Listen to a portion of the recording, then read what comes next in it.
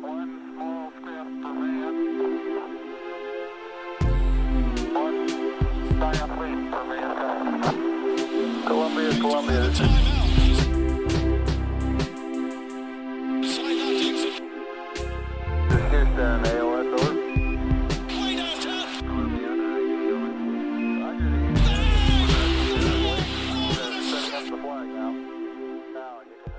What's going on, folks? Welcome back to the Knicks Wall podcast. I'm your host, Kyle Maggio, joined by my co-hosts now.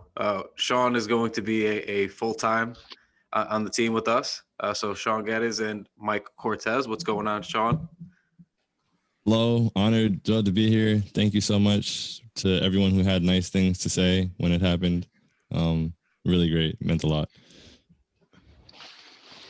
So, just happy to have Shaun on full-time. Just, good presence. Obviously, you guys love him with the post-game shows, the post-game prosperities, the post-game outing, the halftime shows, just the night-to-night tweeting. So, obviously, just want to make sure that Shaun's getting his voice heard as much as, he needs to have it here. So, happy to have him on. We like these three-man teams. We've been doing this for quite some time. I love a group podcast. You guys know that. I think we get better conversation when there's a couple of us on, or few of us on. So anyway, we also have on Quentin Haynes. What's going on, buddy? How you doing, man? Good, man. Good. So guys, we have a couple of things to touch on. Oh, the last thing here, we have Dominic Alcantara is going to be. Did I not butcher that, buddy? You can unmute real quick. No, you're good. You're good. It's close enough. I mean, it's Spanish. It's Alcantara, but it's okay.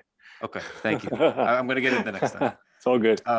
So he's going to be our pod producer now. So you guys have none of these Maggio edits anymore. You're going to get a little bit more high level stuff moving forward. It'll be good. That is good for all of us. It's good news all around. Good for your ears. Good for us. So, yeah. But you'll be feeling his presence a little bit more. We're going to have the TKW podcast social account active again. So, reinforcements have arrived on the podcast front. And on that note, the Knicks are good again, guys. The Knicks are back over 500. The Knicks are in 5th place in the Eastern Conference standings. These are all sentences I never thought I would be able to say at this point in time in this season. So I'm excited. I know we're all excited here, but that was a fun game to leave off on. I thought Julius was his all-around dominant self. I thought that was just a nice way to cap and remind people going into the All-Star break that it was well-deserved and that All-Star voting is not based on the 2019-20 season for the 2020-21 season. So, Shaun, I'll lob it up to you just kind of to start off here. But, thoughts on that last game, Julius's dominance, anything? The last game, it was almost a little frustrating at points because it was just too close. I feel like the score didn't really reflect the control we had, though.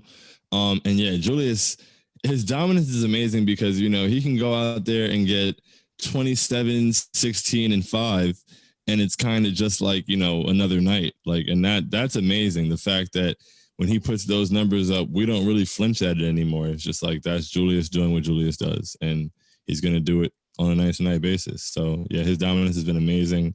He had a cross. I keep saying, but, there was a fast break play where Nerlens Noel poked the ball out. I think it was from, Plumlee. And Julius got the steal and took off. And I think either Sadiq Bey or Isaiah Stewart was ahead of him. And he dropped this, he crossed over once, but then, right before he got to the basket, he dropped a really smooth crossover, right at his feet.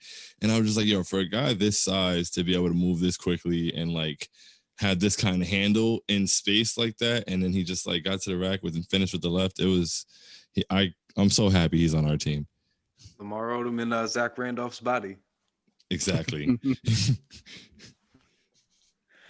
But it's nice to see. It's nice to see his all around presence felt. And I know that's something he touched on in his article. Actually, is something I wanted to talk about in this podcast. Mike, I'll lob this one up for you, but I thought there was a lot to take away in there. Anything in particular that stuck out to you upon that first read? Yeah, most definitely. The scoring option debate where it kind of explained everything about last season, where he said he was focused more on getting his 30 or 40 points and forgetting about the other stuff that being a number one option includes, which includes becoming that leader. And just seeing him address that without being told that was pretty damn impressive. And then for him to put in the work and to blossom in such a short amount of time is ridiculous. I mean, not even two or 3 months ago, we were thinking about, all right, when are we going to trade Randle and move Obi into the starting lineup right after the draft? Now we're talking about, should we extend this guy now and start building around him? So it's pretty remarkable. And that whole piece was just him embracing that. And it just coincided with that good Reddick appearance on his podcast because it just flowed. You could tell he fits New York and he's worthy of being a top option. Yeah, it was nice. I mean, I liked hearing some of the stories that he told in there. I liked seeing that, he's a Kobe disciple. I like seeing that, that story he told, I think was sort of in the middle of that essay. And he was talking about how, basically when he was a rookie or whatever, 19, 20 years old, he wasn't thinking about anything, but, when he got off the plane, except going back to whatever the team hotel, going to see family if they were in town, things like that. And then Kobe was like, nope, basically whenever I get off the plane, we're going to the gym. And then he invited Julius, and then it eventually became part of Julius's routine. And then now he does that all the time. And I like that, it's nice to see and hear, like, you have a guy like that. I know, like, it's always like, yeah, there's a lot of guys that are supposed to be working out all the time in the gym all the time. But, like, it's nice to see when it's actually true. And a guy's actually busting his ass because you can see the results very, very clearly and very, very starkly from just the season before with mostly the same roster. So it's just nice to see, like, how quickly they've tightened up. And again, speaks to the work ethic, and it's apparently rubbing off on the rest of the team, which, again, the proof is in the pudding with the results. Yeah, and I think it goes beyond, like, that's what I felt when I read the article as well. That jumped out to me a lot because, yes, it's great that became a part of his routine, but in the leadership that he took and the magnitude of his leadership, like, now they have, like, pretty much the whole team bus going directly from the, like, and they've said it in a couple, like, post-game interviews and things like that, but I didn't really understand the magnitude of it, like, to land in the city and go straight to the gym, like, every single city. And that's amazing. And the fact that the guy was like, nobody's done this in years. The last person was Kobe. And just the fact that, now Emmanuel Quickly's a rookie, and he's probably going to do that his whole career. Like, that rubbed on, that'll pass off and it'll go on and, like, trickle down throughout the league. But it's here, and that's the aspect of setting a culture. Like, not when they come in here and they do their preseason interviews and they're like, yeah, 90s Knicks, we're going to be gritty, blah, blah, blah. We're not going to take any shit. Like, nah, I don't need to hear all that. Like, this what they're doing now, like, that's culture. And I think it's amazing. Yeah, and you see a lot of those elements. Like, I think before when we discussed the idea of a culture, it's just like the 90s Knicks being tough guys fighting on the floor. But I truly feel like this is what culture is. It starts from the ground up, where it's Tibbs and then Julius Randle becoming the leader of the team. I thought one of the more interesting things from the JJ Redick interview was just how he realized that he needed to be the leader and how he needed to be the guy to do this, and how they went to Julius and said, what do you think of Tibbs? And he truly wanted Tibbs to come in. He wanted to be pushed. And I think we're seeing the results of not only Julius buying in, but him becoming and asserting himself as the best player, taking that to RJ, then taking that to Quigley, then taking that to Obi. And the trickle down effect, I think, is going to have a long lasting impact on the Knicks.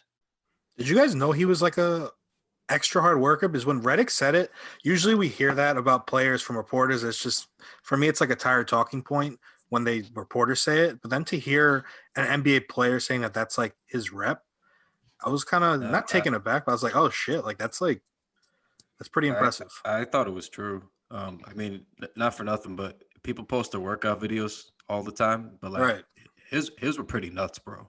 Like, that, Yeah. like even if you want to say it's for show, whatever, with the chains and everything, like, it's still a lot of work for show. Like, that's some tough stuff. I don't know. I kind of just saw the workouts and I was like, all right, man. I mean, he's clearly brolic. He's fast for his size. Like, he throws down on anybody. Like, what more do I need to see? Clearly, whatever he's doing when he works out is working out. Yeah, I think I was more surprised that it just wasn't as common. I guess just for that to be like a thing for everyone to say, that means he's going ham. Yeah, and it means and it shows because I mean he's literally improved every single year of his career. Yeah. Like every single season he improves. So that shows that, and that's the work is like the first thing he talks about all the time. It's always been the first thing he's talked about, and you see him you can see him pinpoint areas of his game and then improve them from season to season, and I think that speaks a lot to his work. And yeah, like the picture with the chains, the videos of his workouts, like I was just like, yo, this guy is going nuts. Like it was almost scary. And he also has the legendary workout badge, legendary work ethic badge on 2K. So clearly, That is true. Yeah, I oversaw that. Like he's going so hard this season that it makes me kind of feel bad that people like myself, I'll be honest, were kind of just like out on him. Like just the idea of what he brought to the table. Like it really made me kind of want to go back and watch the games from last year and just see what I was missing there, because I wanted him gone. I'm not gonna lie. I just thought the Knicks should trade him.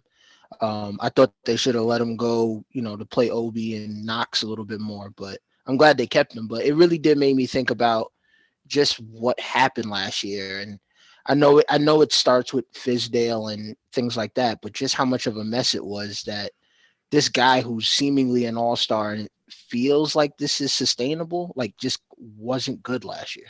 Yeah, I mean, I was like one of the lone Julius defenders, like most of the way through last season.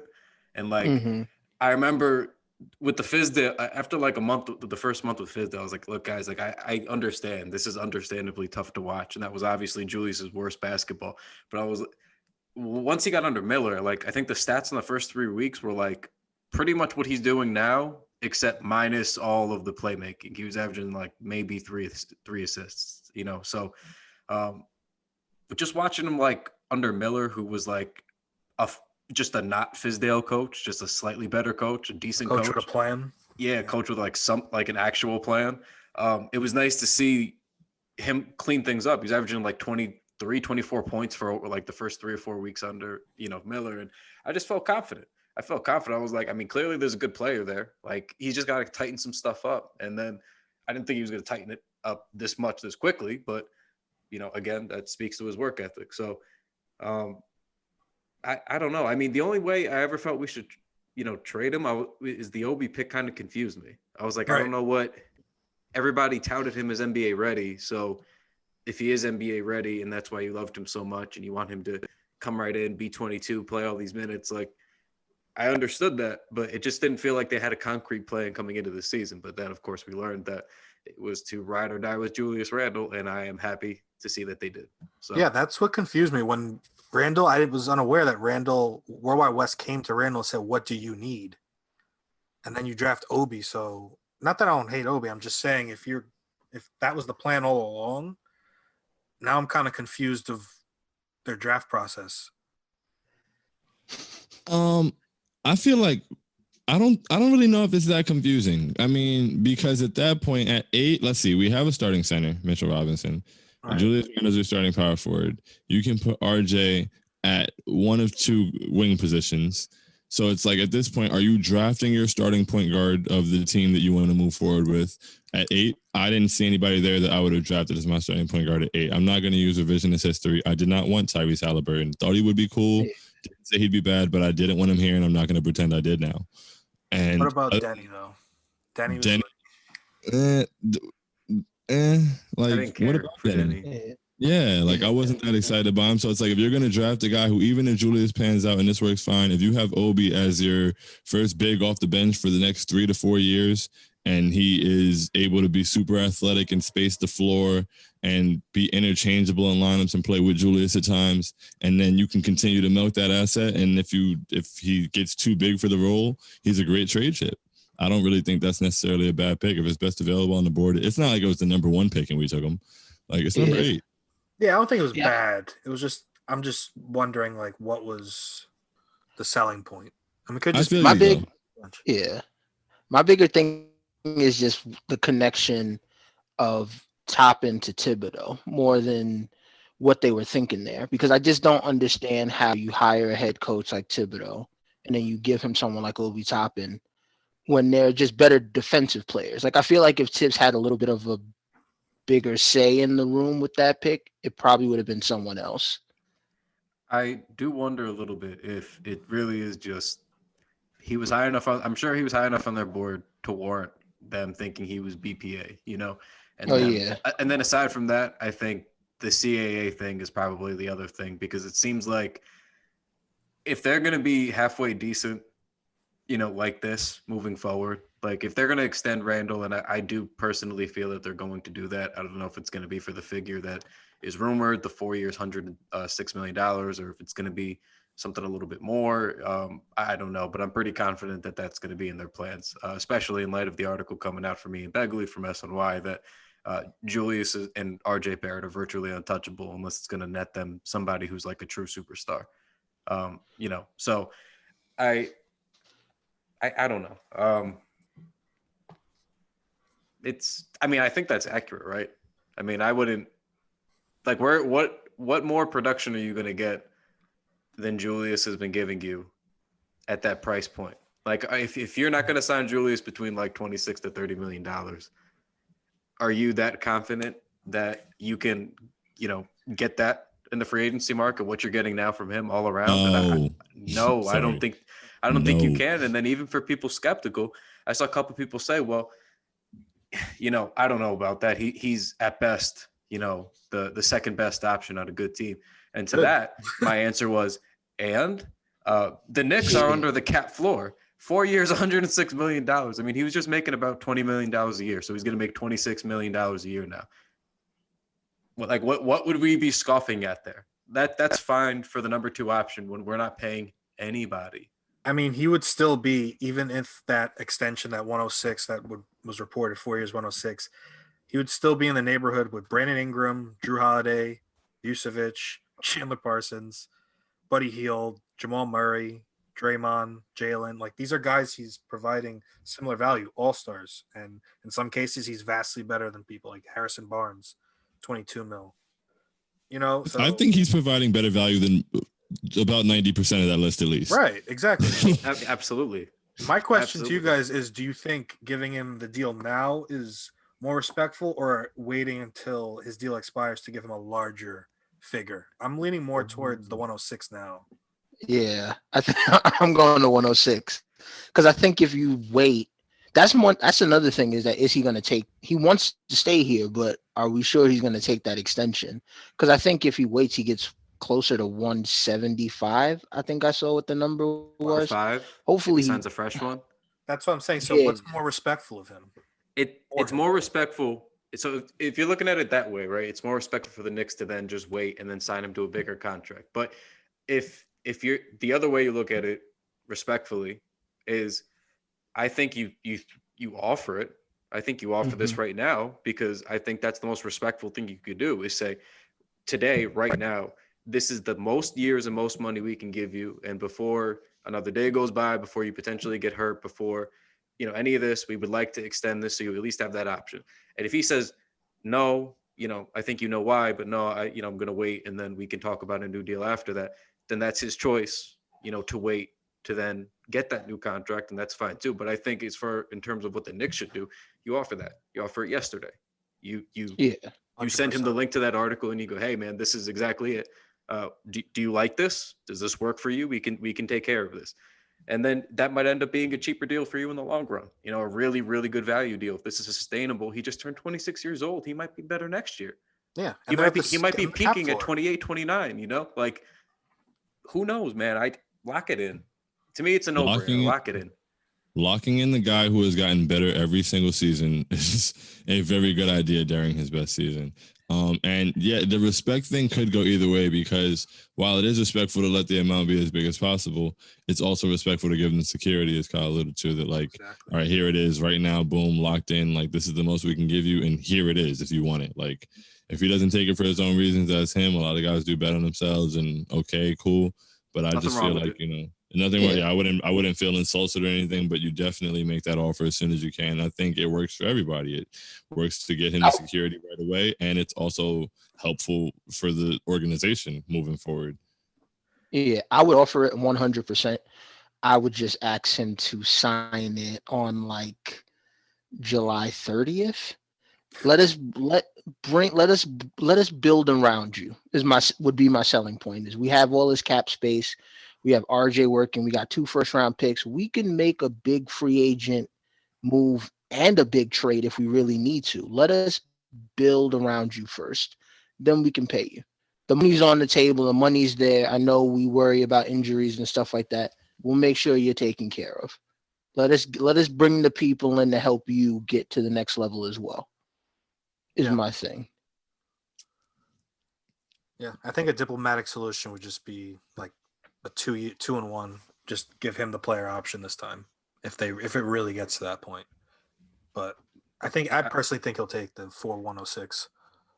I mean, I think at this point you want to come off after the stretch that they've had, and even the the PR battle that they had with KP and his camp, which ultimately looks like they're winning. Mm-hmm. Actually, if you listen to the latest reports out of Dallas, which is again something I can't believe how insanely spot on the Knicks seem to have been about that situation. Every day that goes by. Every single day that goes by, Shaun is more and more correct, and we're going to get to the point where there's a 60-minute podcast where it's just Shaun reprimanding me for ever having the takes that I did. So it's why it is truly a sight to behold. But yeah, I just think that you got to be honest moving forward.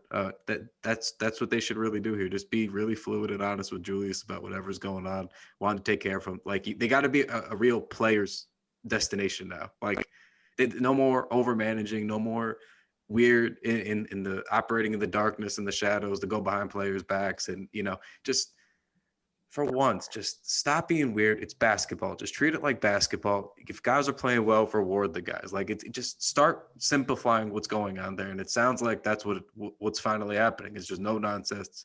So hopefully that's what they're doing with Julius. Hopefully, like Quentin said, they're having those conversations already. And again, as Mike said, it seems like World Wide West was already having those. So it seems like that's something that's going to be ongoing. As long as it's a fluid situation, that's all that we want. We've said this before. We don't care who it is anymore. In the front office, the coaching staff, the players, we just want people who are going to do this. Nobody's talking. Nobody's like, there's no overhype, nobody's over, like Derrick Rose in 2017 with the super team. No weird things are happening. Guys are just shutting up, going about their business, putting their hard hats on, and getting us W's. It's nice. So hopefully they just keep continuing along in this process. But and just what's kind of beautiful. Oh, my bad. No, you go ahead. It's a quick thing. It's pretty beautiful. I barely know what Leon Rose sounds like. Outside of his initial interview when he got here, like, barely know what he sounds like. Beautiful. Just did know you see? Wes. Did you see the initial reaction when Leon Rose got hired? Like there were people that didn't know. They thought he was black. I did. I definitely thought he was. I thought he was Worldwide West. Like when I look at the pictures, yeah, I thought it was Worldwide West, and I was just like, oh.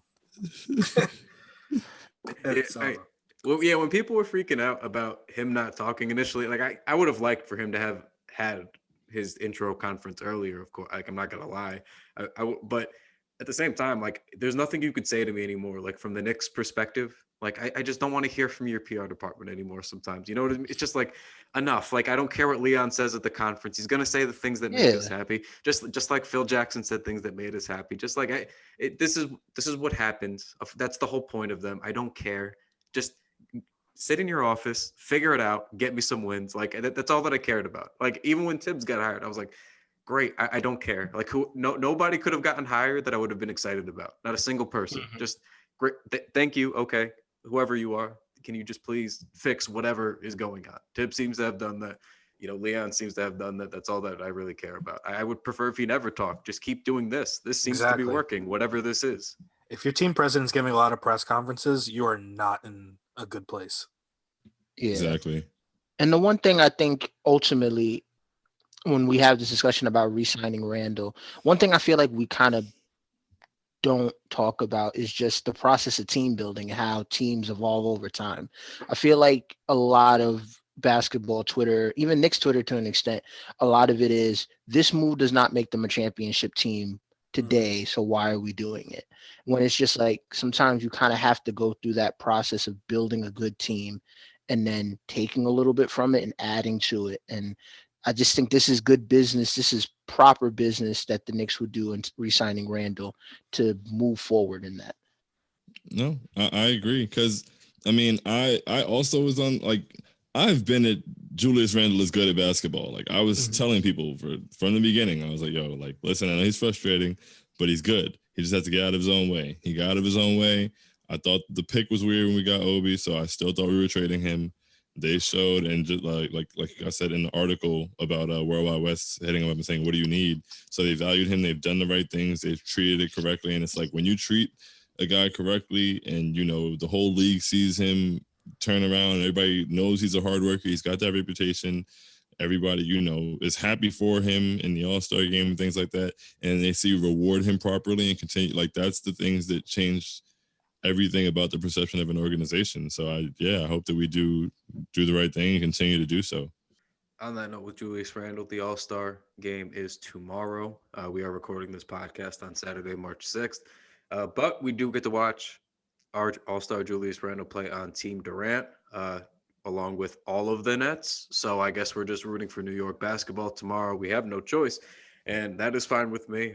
They said nice things about Julius Randle when they selected him. They said nice things about the Knicks. Both LeBron and Kevin Durant did. I, of course, enjoyed that. I believe most of us did. It's nice to finally get some national praise in our due.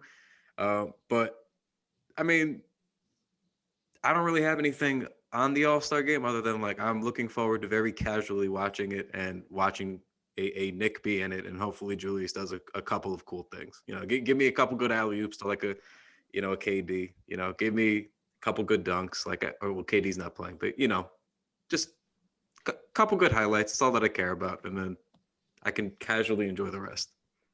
I was heartbroken the Rising Stars Challenge wasn't happening. I wanted the recruiting stories to start with Randle and RJ in Atlanta with Beal, Booker. They can't even give me that. Well, I just wanted more. It was nice to see last year anyway, RJ and Luka on the same team. Nice. And the recruiting process start early.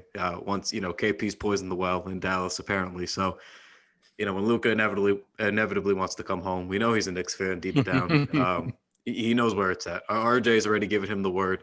RJ now looks like he's on a very decent ascension. So very excited for Luka to want to jump ship. It's going to be a good time. I'm rolling. That's the move. Zion too. If that fails, we go to Zion's. Zion's going to succeed Randle. Once Randle's time has come to an end in 7 years, Zion's going to slide right in, and it's going to be like nothing changed for RJ. It's going to be beautiful. Beautiful. Sounds wonderful, actually. I see that. Wasn't he called Randle with hops? Like, wasn't that like the joke? Yeah, that was. Yeah, pretty much. There was a ton of Julius Randle and Zion versions and comparisons. So which are pretty accurate because they are very similar, except Zion, obviously Zion's freakishly athletic, but they're still like very similar players. Yeah, I mean, Julius loves his jump shots. Julius now has a more polished offensive game. Obviously, he's much later in his career than Zion is. Zion's still just a, direct line wrecking ball. Like, is the best way I could word it. Like, it's really crazy. Like, you know exactly which path he's going to take. He knows it. Everyone knows it. But you can't. There's no like getting in the way of him when he's super healthy right now and good and rolling and playing well. So he's a lot of fun to watch, man. He's so much. Did you guys see that NBA math graph with it's like the attempts at the rim by how efficient you've been at the rim, and this is just by himself. Yeah, Zion's just by himself, like on another planet, and then exact same like frequency is Andre Drummond, and he's like 25% or like 20 or 30% less efficient. Like he's all the way at the bottom. It was just night and day. Not like this. It was. Yeah, he's out there on Zion Island on that map. Yeah. Well, but I'm excited for the All-Star game too. I hope that, I would love to see Julius get to do like a little more, even like have some, ball handling or whatever, or get a couple fast breaks and make some plays and end up on the floor. Like 1 year Russell Westbrook won All-Star game MVP off the bench. I'm not saying, but you never know. Julius knock a couple threes down, get a couple highlight dunks, drop a couple dimes in transition. Yeah, that'd be fun. I mean, he's kind of built for that, right? Where it's just like he'll come in, he'll make some funky passes, he'll make some shots, he'll probably hit a couple threes, and once they really turn up, he has the ability to like change the game just by his passing and everything. So he could certainly just we could look up and he'd be like, oh, he had 28, 13, and 14 MVP. It'd be amazing. That I'm would just be excited to see. insane. I can't wait for him and Beal to share the floor. That's gonna be fun. Yep.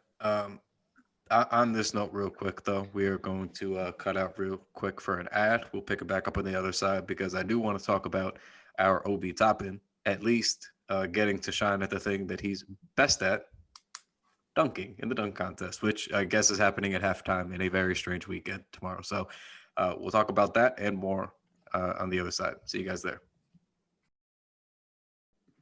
And we're back. So Obi Toppin is going to be in the dunk contest. He is the clear and obvious headliner. I think that much is very, very clear. It's Simons from Portland, and who was the other one? Was it from the Pacers? Cassius Stanley. Yeah. Cassius Stanley.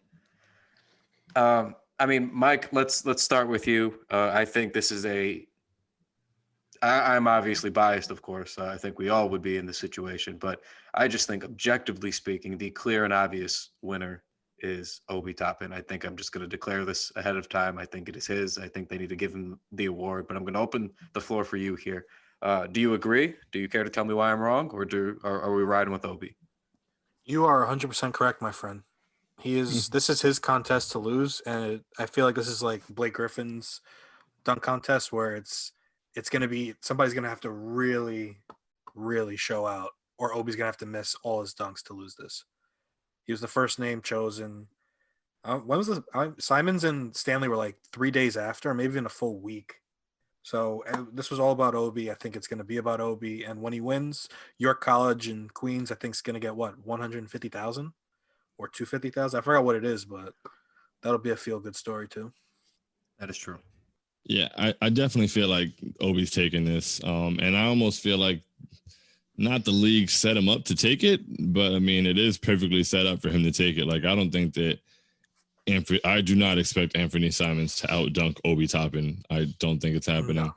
I believe he's got the power, the creativity, the pure leaping ability to run away with this contest. And he also has the biggest name in the biggest market. Nobody really knows Cassius. I mean, the average fan isn't going to be like, oh my goodness, I need to see Cassius Stanley tonight. Like, people want to see Obi Toppin. That's the biggest name here. He's gonna kill it. Yeah, and I think power dunkers are kind of. I think when you talk about dunkers, we talk about like the Vince Carter, Michael Jordan type of dunkers, like those wing dunkers. But those Shaun Kemp power type dunkers, they always have the ability to like steal a show. So he's gonna do. I remember in the preseason game against the Pistons where he went up for one play and like he was clear, his head was clearly over the rim, but he was still going up. And it was just like insane. So it's just like he's gonna be able to go in there and do some. I think he can do some Aaron Gordon type stuff if he really wants to. 100%. I think he actually did between the legs 360, if I'm not mistaken, or 180. I don't know what it was in Brickley's gym. I forgot what it was, but it was a crazy dunk. I was like, Jesus. And that was in sweats. I was like, imagine what this guy's doing in the contest. I do remember that. I was like, whoa. Does he get the Julius assisted dunk, you think? Yeah, that's what I was mad about. I wanted last episode, I was like, why can't they do this remotely? Before Kyle helpfully reminded me what a disaster the horse experience was. Mm-hmm. But yeah, I think Julius that would make perfect sense. I can't going to be there. I mean, yeah, that's what I'm saying. I mean, there's no rising stars. RJ's not there. Emmanuel Quickly was snubbed. Spare me the Quickly should have been on the roster, guys, but who would you put him over? I don't know. But the guy that's third, the guy that's second or third in everybody's rookie ladders and rookie of the year voting lists can't not be on the Rising Stars roster. I don't care who needs to be cut. I don't care what rearranging you need to do. That simply can't happen. And I'm tired. And everybody says, don't get mad about it. It's meaningless. You're 100% right. It absolutely is. At the same time, I would like if these things stopped happening only to the Knicks. Like the RJ Barrett thing with all NBA third team. Like, I'm sorry, with all rookie third team. I, again, for the 1,000th time in this podcast, was the stupidest thing. I'm sorry. Pascal, Terrence Davis, please just spare me whatever winning team contribution bullshit argument it was. Like, just please spare me. I don't want to hear about it. Like, just I would be. It would just be nice. Like Obi getting in the dunk contest as the headliner. Yes, that is the subtle, obvious nod that you would expect to happen. You know what I mean? Randle making the All-Star game when he's undeniably good and the Knicks are winning. You would obviously expect that he makes the All-Star game. There's no issues. He's not an injury reserve. He's just in there. Thank you. But then, just keep it moving. Just keep it going then. Quickly's an obvious choice. Why? He's got to be on the roster. It bothered me. I'm sorry. It did. It shouldn't have, but it did. Just get rid of the world roster. That's the only reason he didn't make it. I forgot. It was the Campuoso guy that made it over him. That was it was just like, what? It was just to fill out the world roster, because if you look at the USA roster, everyone else had at least a compelling argument to be kept on. But the world, you can probably knock 3 or 4 names off. It was kind of just like, oh, we got to even out the teams. Just get rid of that. If you have enough world players for a given year, do it. If not, just go back to rookies versus sophomores.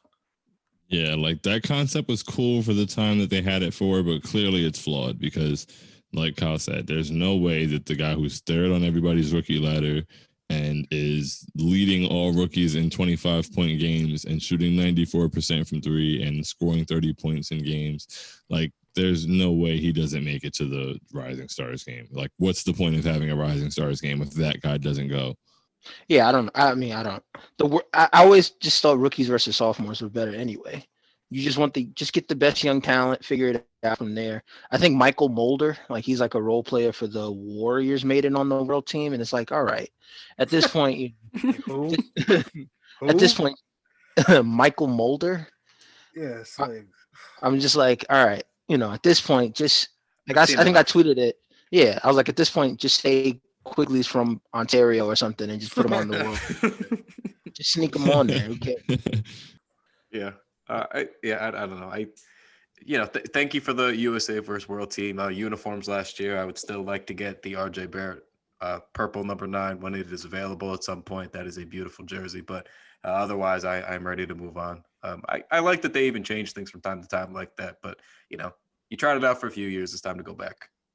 It is what it is. But make sure you guys are, following us on the Knicks Wall. Make sure you're tuning into theknickswall.com to keep up with all of our content and our articles. And make sure you just check out on our Twitter, and it's going to be on Instagram shortly, our latest All-Star Weekend drop. We just dropped a new shirt, which is the Lucky Lefties featuring RJ and Julius, a little spoof of the Bruno and Anderson album. So go check that out. It's pretty fire. I like it myself. Ryan Gray outdid himself once again. So make sure you copy yours now. Hopefully we have them up for a little bit, definitely through All-Star Weekend, but we'll see. So definitely get them while you can. As you know, with the Obi shirts, supplies are limited sometimes. Aside from that, let's all look forward to the All-Star game tomorrow. Obi won the dunk contest. Make sure you subscribe on YouTube. Again, just want to remind you guys, a lot of stuff going to be on there in the near future.